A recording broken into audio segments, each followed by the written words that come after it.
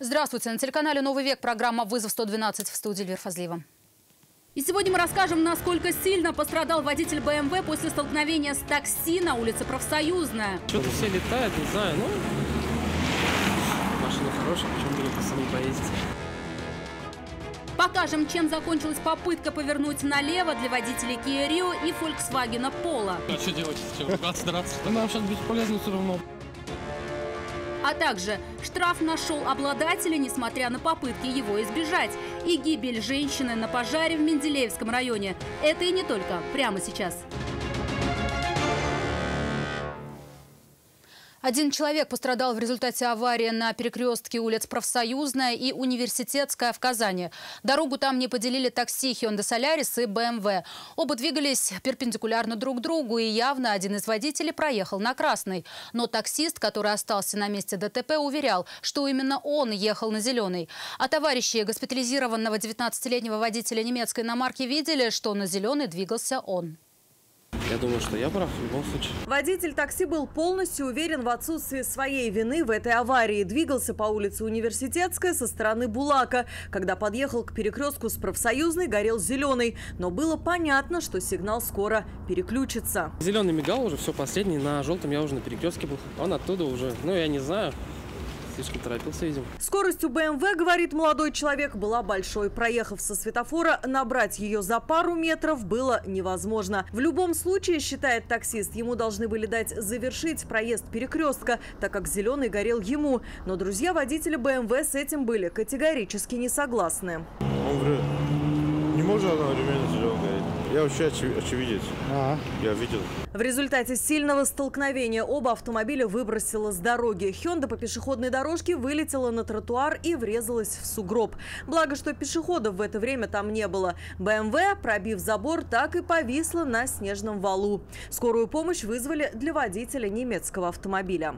Вот к этому пострадавшей стороне, который не виноват. 19-летнего водителя госпитализировали. Врачи диагностировали у него ушиб мягких тканей головы и после оказания помощи отпустили на амбулаторное лечение. Сегодня сколько аварий видел, вообще кошмар. Что-то все летают, не знаю, ну... Машина хорошая, почему бы не по самой поездить. Я-то особо не гоняю. Ни один из водителей не признал своей вины. Все полагались на решение автоинспекторов и камеры наблюдения, которых на этом перекрестке довольно много. Вот камера же висит, вон.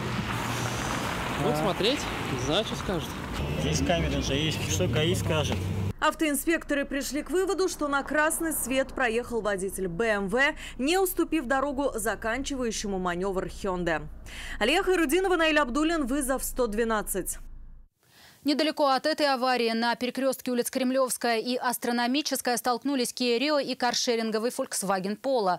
Последний при этом вылетел на тротуар. Вероятно, из-за позднего времени людей там не было и никто не пострадал. Удар был таким, что оба автомобиля после аварии были уже не на ходу, но зла друг на друга водители не держали.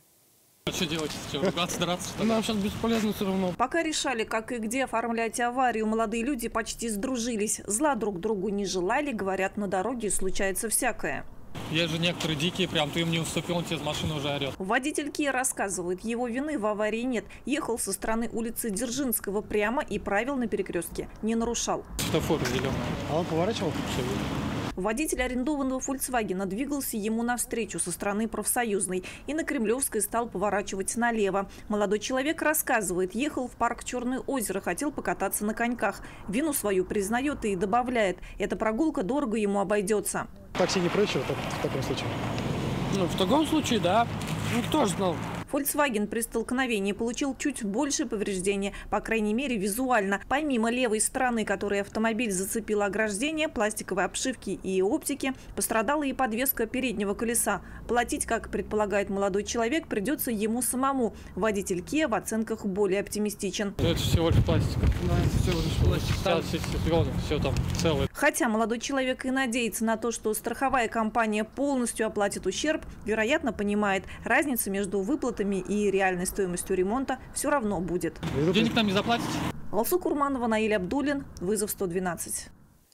Похожая авария примерно в это же самое время произошла на перекрестке улиц Островского и Айдинова.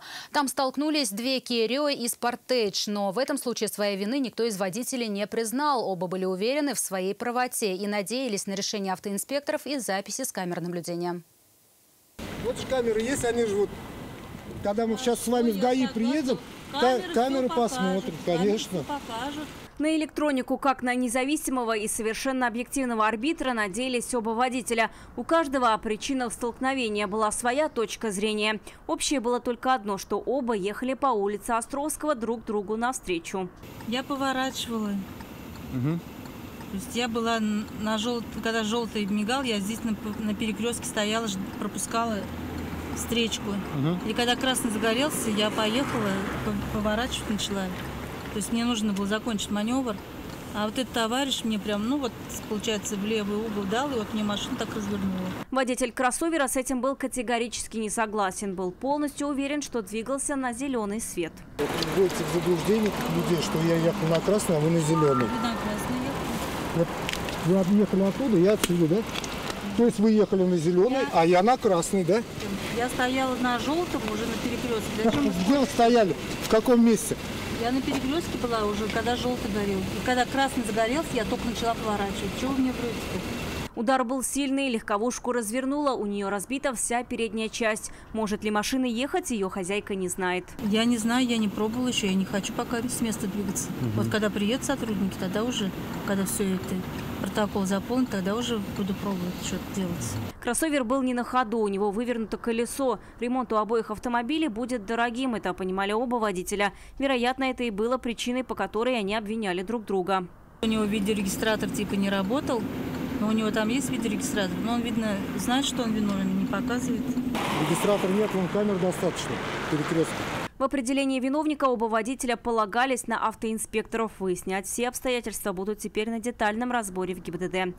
Вероника Гайнудинова, Наиль Абдуллин, вызов 112. Как ни старалась избежать ответственности за нарушение правил дорожного движения, женщина-водитель Ниссана X-Trail не смогла. Перед железнодорожным переездом на улице Липатова в Казани она не захотела ждать, пока потухнет красный свет, закрыла номера машины и, выехав на встречную полосу, пересекла железнодорожные пути. Но все это зафиксировал видеорегистратор автомобиля, который стоял следом за ней. Видео автор выложил в социальных сетях, где его и увидели автоинспекторы. Они быстро выяснили, что за рулем внедорожника находилась 31-летняя жительница Пестричинского района. В отношении нее были составлены несколько административных материалов. К слову, за нарушение правил пересечения переезда предусмотрен штраф в 5000 рублей или лишение водительских прав на срок от 3 месяцев до полугода.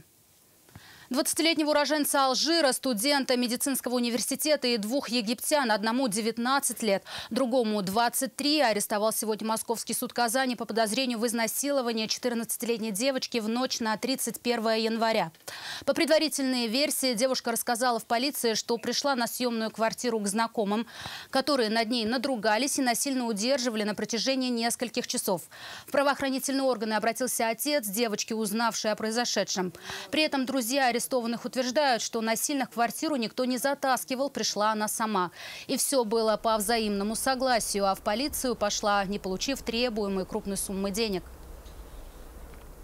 62-летняя женщина погибла сегодня во время пожара в частном доме в селе Ильнеть в Менделеевском районе. Сообщение о возгорании поступило на номер вызова пожарной охраны 101 в 7 часов утра. К моменту прибытия пожарных расчетов дом горел по всей площади. Еще до приезда пожарных женщину из окна дома вытащил очевидец. Она была без сознания. Прибывшие на место медики помочь ей уже не смогли, они только констатировали смерть. С огнем пожарные справились за 45 минут. Причины возгорания сейчас устанавливают дознаватели. А на улице Чапаева в Казани рано утром вспыхнула одноэтажная деревянная будка охранника автостоянки. Пожар потушили очевидцы до прибытия подразделений. Горели находящиеся там вещи. Площадь возгорания составила пол квадратных метра. В больницу с ожогом ноги был госпитализирован 50-летний мужчина. Это все, о чем успели вам рассказать. Обо всех происшествиях вы можете сообщать нам по телефону 570 50 50 или на мобильный 8 98 69 112 112. Также мы доступны и в социальных сетях. Присылайте видео, снятое вами. В студии была Эльвира Фазлиева. До встречи и не бросайте вызов судьбе. Вдруг она его примет.